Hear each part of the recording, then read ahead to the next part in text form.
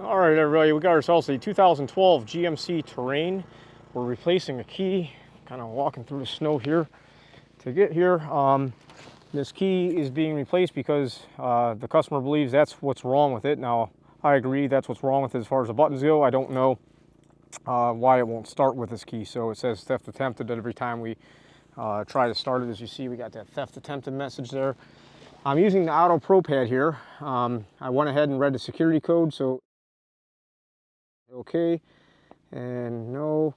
So I had to read the security code. Now I'm going to go ahead and to program keys without smart, all keys lost, and yes. We're going to continue, and we got to type in our security code, and I believe this is probably going to have us do a 10-minute wait.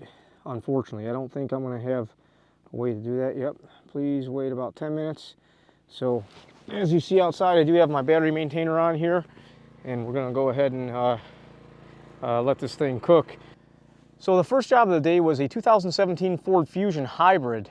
This had a replacement power steering rack assembly. As you see here, this was definitely a remanufactured rack by the spray paint. You can tell that pretty easily. Guys, this thing was just setting a torque sensor code. It wasn't setting any configuration codes when I was on site. So I mean, usually a replacement rack that actually needs to be programmed will set the configuration code.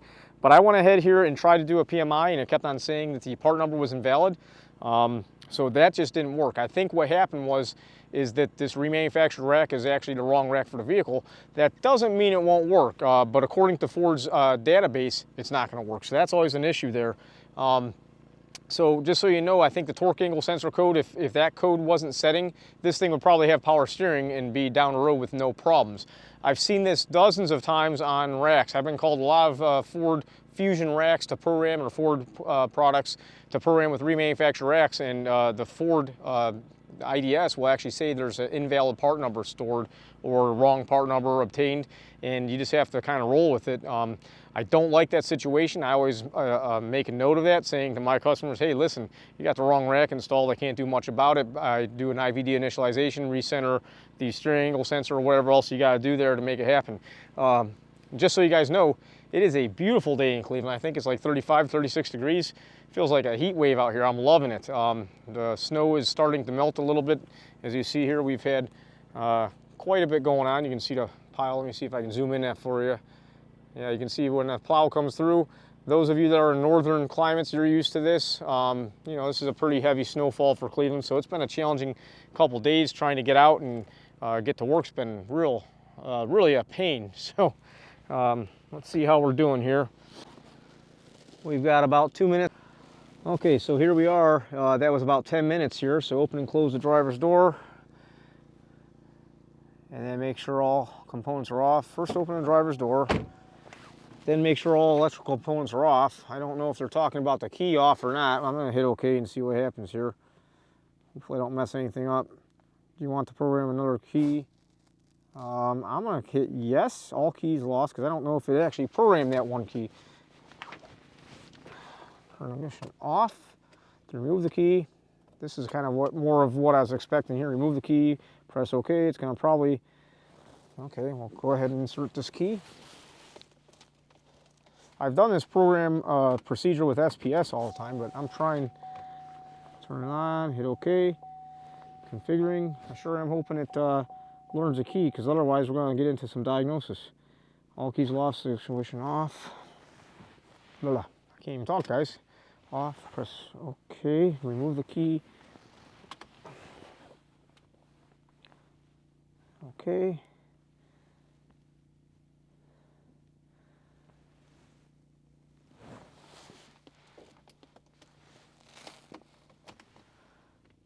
Set ignition on. Looking to see if we got a theft light. Service stability track. No theft light yet. Security light's still on, but we're gonna hit OK.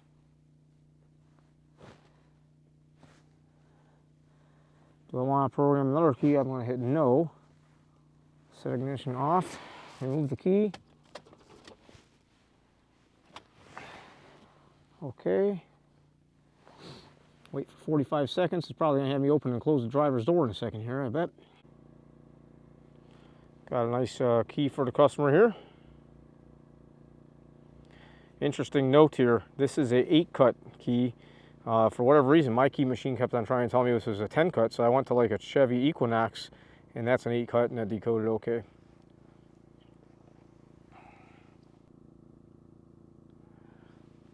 Okay, put ignition on. And I'm really hoping to see a security light go out here. Come on. Still on. That's no good, I don't think. But we might still be in a security learn mode here. Okay. So ignition off. So ignition on. Program's complete. We still have a security light, guys. Not cool. Okay. So let's go ahead and see what happens. I'm wishing I would have just got my computer out and started messing around with SPS, because I'm more familiar with that. But let's see if we program the key, the buttons work. Oh, well, maybe we're okay. It does start and run. I'll take it. Now it's got a misfire. This thing's missing real bad. I'll rev this thing up real quick.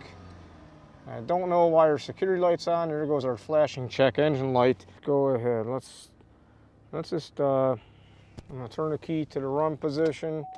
I'm gonna hit erase DTCs.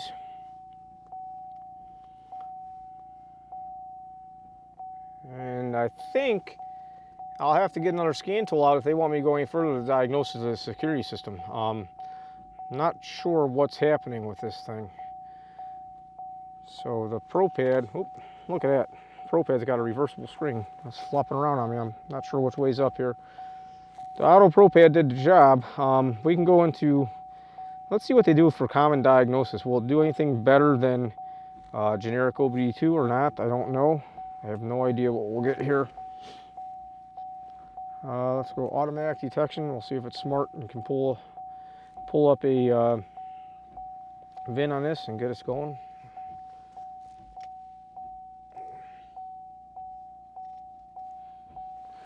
And okay. Let's say system diagnose. See, look at this. Auto Pro Pad is not bad for what you get, man. Let's see, theft deterrent. Do they have a theft deterrent module? Transmission, steering angle, radio, liftgate, front seat. Okay, I gotta figure out why that security light's on. They don't necessarily care, but I think the right thing to do is make sure that I know what's up so I don't get blamed for something or have a comeback or whatever you want to call it. Another problem I got with this vehicle is the trunk button might have been actually a remote start button. I don't know for sure because it's all worn off. I couldn't see it, but so that kind of stinks because I don't know what to do at that point. Cancel this. Let's go to Diagnostic. So Autel should get us in there pretty quick, I think, in my opinion. Accept. There we go. I wouldn't be surprised if this got like is stuck in learn mode or something. Wouldn't surprise me. That's what I get for using some aftermarket stuff sometimes, right? Sometimes I can get away with using a tool like this and it might bypass a 10-minute learn or something. So yes, that's our vehicle, and I'll go ahead and get our not equipped.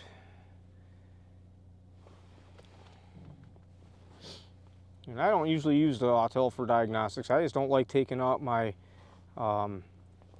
laptop in the snow if I don't have to. So whatever, we're gonna go with this. Not so worried about that. Diagnosis, auto scan. So we're gonna do the complete vehicle DTC scan and I'll get back with you when it's done. All right, we're gonna just check our report here. And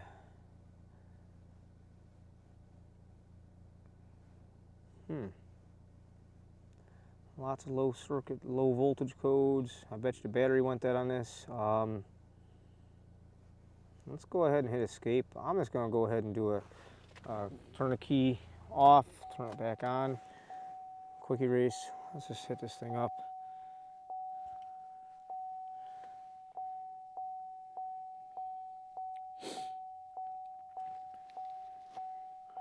And I don't know if that the Auto Pro pad would actually go through and do a complete vehicle clear code type thing. So let's go ahead and turn this on.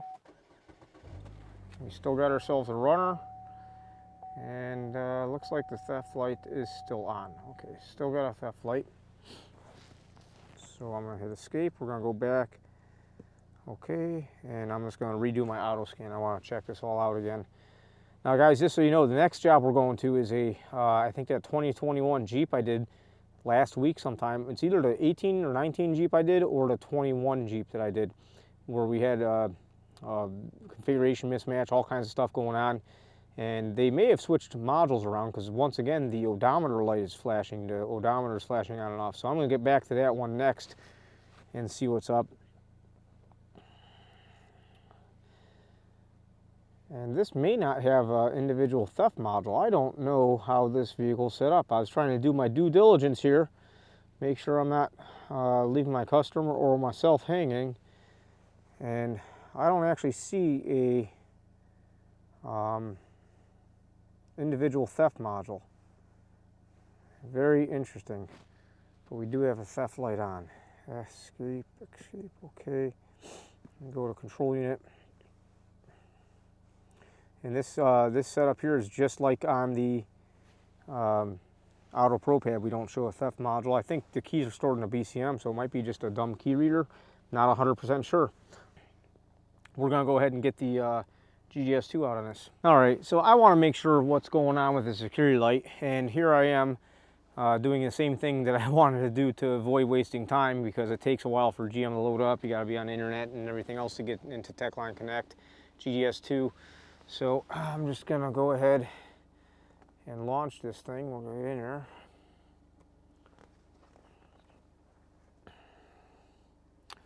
And we're gonna launch TechLine Connect. Let's make it happen, right? So I guess sometimes I try to save time and all I do is make myself more work. A lot of the time, if I have the factory tool for a vehicle, I prefer to use that over anything else. And I'm just trying to do more stuff with aftermarket tools, but just costing myself more time. Come on, connect, let's go. There we go. We're gonna get this thing started. We're just gonna go to our GGS2 and enter, maximize this thing.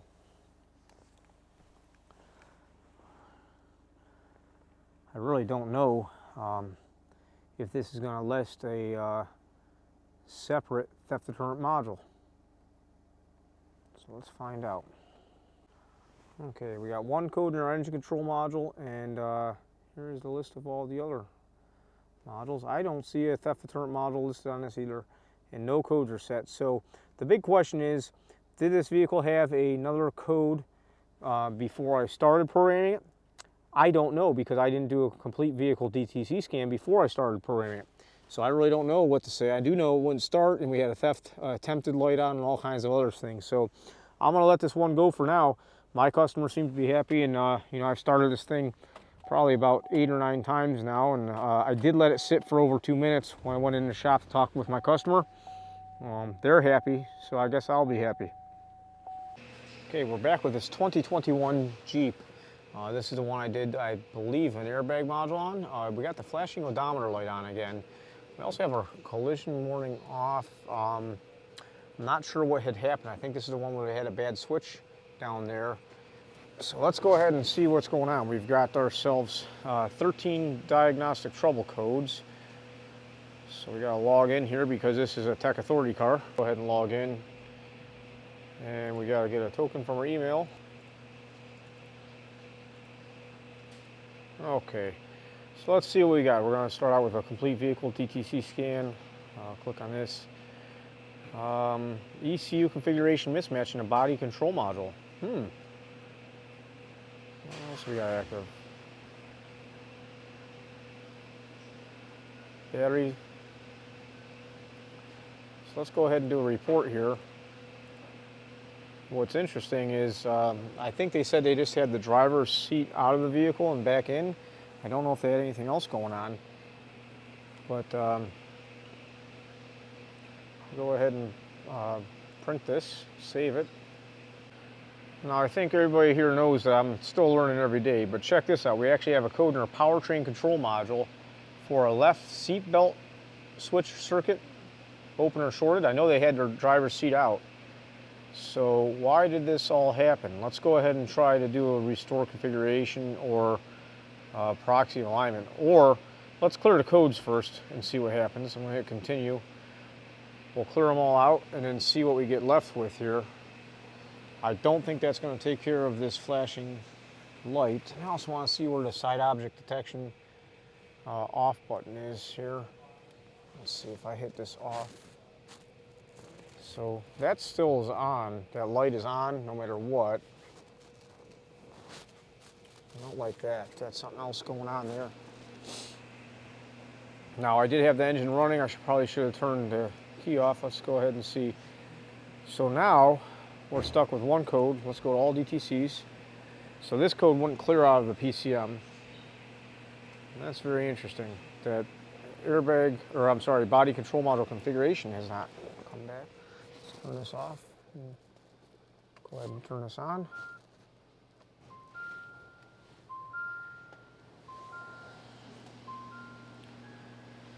So there we go. The VCM's got that configuration mismatch. Why is that happening? I don't know. Let's take a look in the body control module. I want to go into details about this module. And the VIN looks proper. Current and original. All that's okay.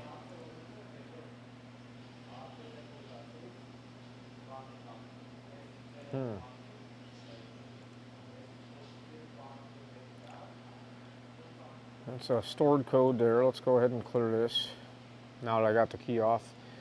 And I'm going to go ahead and hop in here and do a, let's see, vehicle preparation. Let's proxy configuration alignment. Make sure the radio is in the on position. I think our radio is on. Yep, radio is on. Okay. Continue. And I'm expecting the BCM to say not configured. MSMD, what's this? Not configured or mismatch.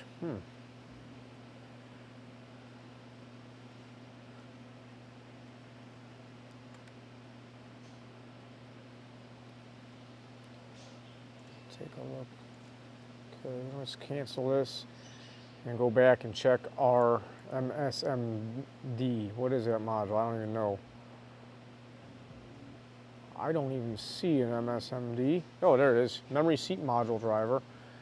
So let's see our configuration on this. Details. Configuration, system tests. Nothing there.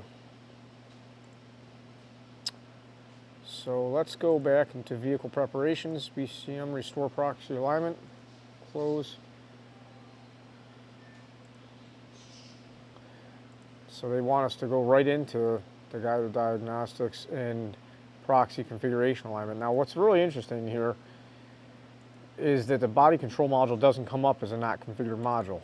So if you look here, PCM, ABS, HVAC, ORC, configured. MSMD is the only one that comes up here. Let's go ahead and hit continue.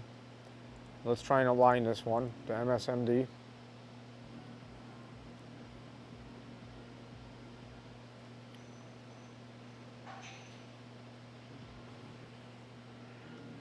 And it's been configured. Now we gotta go ahead and turn the ignition off, close all the doors, and unplug the DLC and wait a couple minutes. So we're going to go ahead and do that.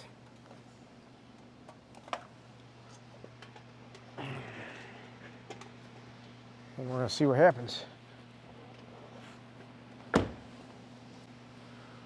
Okay, so it does appear that the proxy configuration alignment for that MSM, memory seat module for the driver's seat, took care of it. I think all that the shop had done was to take the seat out, supposedly. I'll have to double check with them, but we do have our odometers not flashing anymore. Excuse me. And this is running. Now, we got our pre-collision avoidance system is off there. And I'll be the first one to tell you. Let's see here. Playing with this button down here, this is our side object, or lane change assist, lane sense on, lane sense off. So this button down here, we turn that on and off, you get the message changing over there. Now we have this pre-collision cruise. I think that's cruise, distance sensing cruise is off. So I don't think,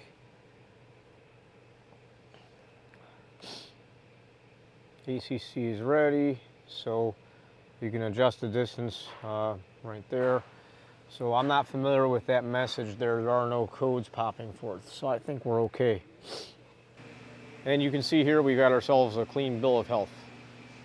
Guys, this Jeep was a prime example of what we deal with as technicians across the board. Whether you're at a dealership or aftermarket repair shop or you're mobile, I can tell you my opinion of what you really see. At the dealership, you get lied to a lot. Aftermarket repair shops, you get lied to a lot. But once you go mobile, diagnostics and programming, it's a whole new level. You know, the shop, I don't think they're trying to lead me wrong. There's a language barrier, all kinds of other stuff going on here, I feel.